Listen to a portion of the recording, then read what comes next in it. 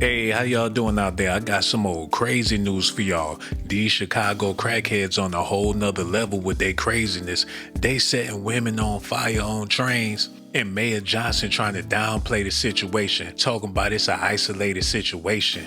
This is an isolated incident. I mean, I don't see this as some sort of trend. And again, the level of accountability that has to happen in this moment, I trust that the federal level will do its part. I don't know what he talking about, but in Chicago, it's looking like it's Halloween all over again. It happened again. Irina Zarutska Part 2, this time in Chicago, with a woman started on fire and the details eerily similar. The victim was riding northbound, minding her own business and reading her phone when the defendant doused her with gasoline and lit her on fire. He then reportedly shouted, "Burn alive, bitch." Surveillance video is difficult to watch and is very disturbing as a young woman was set ablaze and tried to put herself out while other passengers got out of the way or watched. From what we can see, there were 4 people who couldn't be bothered to help. Absolute cowards. When the train stopped and the victim was able to muster the strength to stumble on the platform, 2 good Samaritans put out the flames. So who would do this? Here's the suspect, Lawrence Reed, who according to WGN has been arrested 71 times in Cook County and convicted in 13 of those cases. Reed was accused of hitting a social worker at McNeil Psychiatric Hospital. We also found Reed has been accused of other high-profile crimes, including this fire outside the Thompson Center in April 2020. On a day Governor J.B. Pritzker was supposed to make an appearance, a felony that was later dropped. And just 2 months prior to that, he was suspected of punching 4 women outside the Harold Washington Library in the Loop. It was quite an eventful hearing this afternoon. Even before Lawrence Reed walked into the courtroom, he was allegedly spitting on federal agents while he was being held in lockup. That erratic behavior continued in court Wednesday. Reed yelling over Judge Laura McNally continuously, saying he pleads guilty and will represent himself. McNally said, "When you walked in here, I presumed you to be innocent of these charges. I'm guilty," Reed responded. Lawrence Reed had no business being on the streets, given his violent criminal history and his pending criminal cases. Reed had plenty of second chances by the criminal justice system, and as a result, you have an innocent victim in the hospital fighting for her life. We don't know what prompted this, but we do know that Reed filled his gas tank about 20 minutes prior to his attack. And despite the media initially getting it wrong and reporting that there was a fight between the two, that woman was involved in some kind of verbal altercation with a man when he became physical. There was reportedly no interaction between them. So he simply saw her and decided to start her on fire. This woman may survive, but this monster killed her. She will have to wear the scars of this for the rest of her life, and the psychological wounds may never heal. Her life has been ruined because of the whims of someone who should have never been on the streets. So when are we going to get serious? When will we start holding those who let these people out accountable? I remember back in the day, women thought it was sexy when the man said they needed a hot girl. Now you say that around some women, they gonna be looking at you all types of crazy. They need to stamp these people on the forehead to let the world know if they've been in a mental institution or not. Put the 21 Savage, it's a knife in the middle of their head so we'll know what's going on. Now that he set this woman on fire, it's a bunch of copycat crackheads out there with gasoline and lighter in hand looking for another hot girl. So the suspect accused of setting a woman on fire aboard a Chicago train is due back in court today. He faces a federal terrorism charge. His name is Lawrence Reed. He has been arrested more than 4 dozen times, 9 of those times for felonies, according to local outlets. But he was released in August for aggravated battery with just an ankle monitor. Paul Morrow is a Fox News contributor, former NYPD inspector, and of course an attorney. How does someone like this that has this rap sheet, okay, I understand people that want to be reformers. I used to be one. Yeah. But when you got a rap sheet like a CVS receipt, it's time to keep him behind bars, right? Yeah, I mean, it really is, especially when you consider that he had the ankle bracelet on and he was in violation of the terms of the ankle bracelet. What good is the bracelet if nobody's monitoring it, right? So obviously that's all just fluff. Look, the bottom line here is this, and I constantly make this point whenever I can. there's a small segment of society. We're not talking, excuse me, about coming down like a ton of bricks on everybody who runs afoul of the law, all right? We're talking about a specific segment of society that, were we to finally recognize they are incorrigibles, perhaps due to mental illness. I get that. They have to be, I'm sorry, they have to be isolated from the rest of society, not only for our sake, but for their own sake. And so what drives me crazy is that I just testified in the House Judiciary down in Congress on blue city crime. And I went with all of these bipartisan hopes that I had policies laid out and statistics, stuff that we had done here in New York under Democrat administrations that not only brought down crime, brought down the incarceration rate. Nobody really wants to hear it, all right? The Democrats were holding up pictures of Donald Trump and Jeffrey Epstein from 30 years ago. It was not a serious undertaking. And it's just the idea that we can just arrest ourselves out of all these problems is what they always go to. And that's not what cooler heads are proposing. There is a segment that needs help, and it would help us so that women are not set on fire on our subways. Meanwhile, the mayor of Chicago is saying that it was isolated. Let's watch. This is an isolated incident. I mean, I don't see this as some sort of trend. And again, you know, the level of accountability that has to happen in this moment, you know, I trust that the federal level will do its part. Like, what is he talking about? Isolated. First of all, we had the same thing in New York last year, right? Somebody who got set on fire. This is the kind of thing that, you know, should shock the conscience anywhere. You know what he should do if he was being more mature and statesmanlike about this?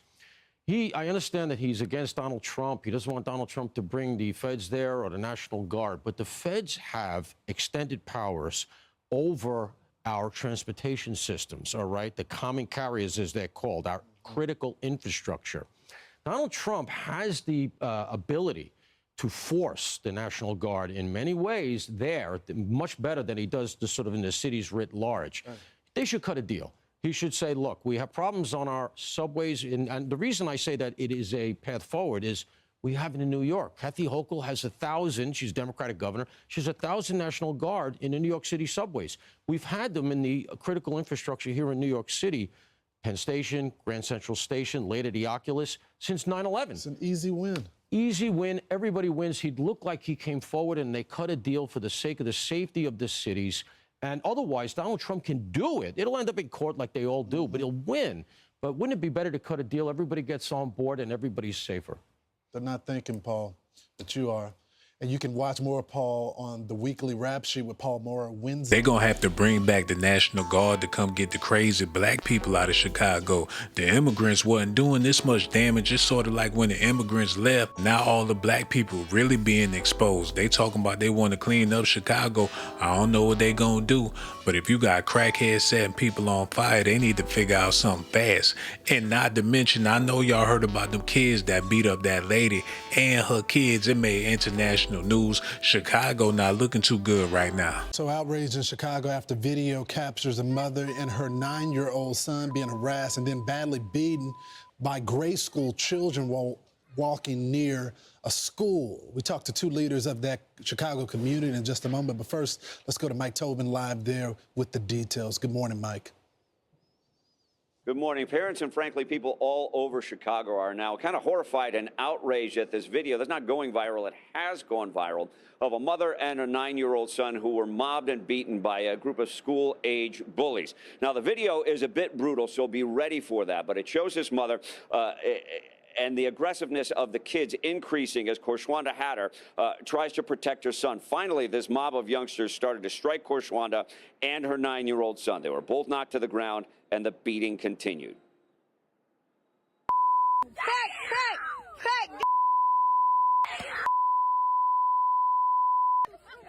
fool, let my homie go.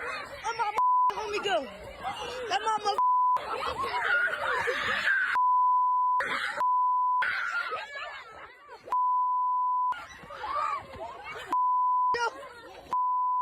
She says her son had been bullied at She says her son had been bullied at school for 2 years, and the school did nothing to protect him, so she showed up to walk her kids home. Now, Chicago Mayor Brandon Johnson did say, he put out a statement on X that he was deeply disturbed and we should not attempt to normalize this type of senseless violence. Chicago police put out a statement saying both victims were transported to Trinity Hospital in serious condition. No one is in custody at this time. The Area 2 detectives are investigating. And Illinois State Senator Willie Preston said this video is a symptom of something that's been going on for a long time, that the kids have not been held accountable and the parents have not been held accountable for the actions of their children. Guys, back to you. All right. Thanks so much. So our next guests know this family very well. Chicago Councilmember Joseph Williams met with the mom after the attack, and Pastor Corey Brooks, founder of Project Hood, knows the boy who attends his after-school and summer programs. Gentlemen, thanks so much for joining the program. Pastor, you know, this is something that you have been working with for years now, trying to stop nonsense like this with our young people. What's going on? Well, unfortunately, this is the cycle that we continue to see in the city of Chicago, where violence is so rampant and parents are being held unaccountable. And that's the reason why I'm walking across America, trying to get people to wake up in our urban areas so they can understand the magnitude of the issues that we're faced with every single day. Chicago is just a microcosm of what's going on across America. These young people are unruly. They have no moral compass. And we need organizations to really work hard to make sure we change the direction of our neighborhoods. If we're ever going to change the trajectory of our young people, we got to catch them early. We got to continue to do the work. But the tragedy is, in Chicago right now, we're facing some devastation that has been going on for years, and we need to get a handle on it. This is what the mother had to say about this incident. Let's play it. I'm trying to get justice for my son. They fought my son, they hit my son first, all in his face. Then they dragged me in the grass and pulled my little baby hair. We haven't held these kids accountable. We haven't held parents accountable. No mother should be that helpless and be targeted by children inside of her own community. Councilman, where is the fear and respect? I remember growing up, we were afraid of the neighbors because we knew that they was going to get us, and then our parents was going to get us when we got home as well. None of that respect seems to exist anymore, Councilman. Yeah, you know what? I completely agree. I think we've gone away from that, and we have to get back to those days. I think no mother and child, or children rather, should have to experience something so traumatic. To look at that video and to see you guys replay it, it's a horrifying video. I mean, it shows the disrespect. No child should ever feel comfortable putting their hands on an adult. And I think, as Senator Preston said, and many have said it, is that this has gone on for so long, right? The mother has come to the school and talked about this, and nothing had been done about it. It had not been addressed. And the thing about it is that, you know, I was glad to be there to be a support to that family and to help them through the process. But this is so much bigger than just that school. This is happening throughout the Chicago public school system. Many children are being bullied, and we have to put measures in place and make sure that those parents' voices are being heard and that those children's voices are being heard. Because if not, this can really overspill into something even bigger, I believe. It's so true, Councilman, and it's already spilling into the streets outside of the school. Pastor, I want to get your comments on this repeat offender in Chicago with a lengthy rap sheet. He's accused of setting a woman on fire while they're on the train. So this is the type of leadership that we have in Chicago. We have children who are being held unaccountable, and we also have criminals who are being set free. Criminals who are being allowed to wreak havoc on the streets of Chicago. That's one of the reasons why we have so much violence. That's one of the reasons why we have so much recidivism. That's one of the reasons why we are experiencing the type of atmosphere of violence that we have in Chicago. These individuals are not being held accountable, and then you have these policies that are being put in place by our legislature and by our government that sometimes help the criminals more so than help the victims. And if we continue to go down this cycle with the leadership that we have in place, we're going to continue to see our community go in a downward spiral. We're going to continue to be the laughing stock of America. We're going to be It may look like we're one of the best cities or voted one of the best cities externally, but internally we all know the serious issues that we have inside of Chicago, and it all falls and rises on leadership. Councilman, I'm already over time, but I have to ask you this question. We know how Chicago is run. We know how Illinois is. It's all blue. Is it time to explore something else? Because something is not working, and it's only one side that's in charge right now. Yeah, you know what? I'll say this. I'll say there's no problem with us being a blue state. I represent that. But what I will say is that we have to make sure we're being intentional and we're putting the resources where we need to put them at. We got to invest into those nonprofits that are on the ground doing the work. We got to make sure we're building more community centers so our children can have someone to play, and we got to put the investment where it needs to go. Some of those things that... Man, I just don't know what to say about it. Y'all got to let me know what y'all think about this in the comment section, man. People giving up all hope for Chicago. You got kids beating up on their elders. You got elders setting kids on fire. I mean, damn, it's a living hell out there. I don't know why anybody would want to stay in Chicago, but if you from Chicago, don't leave Chicago. Stay there, and whatever they gonna do with y'all, you just gonna have to face the fire.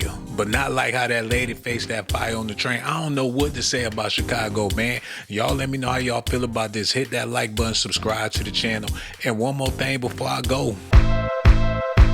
Subscribe to my channel if that's what you want. But if that's not what you like, then you must be a punk. Hold on now, here we go. Who is this girl? She got that junk in her trunk. Baby girl, back it up, poke out your rump. It's S.A.T that you want, and my music hit so hard, make you say, oh my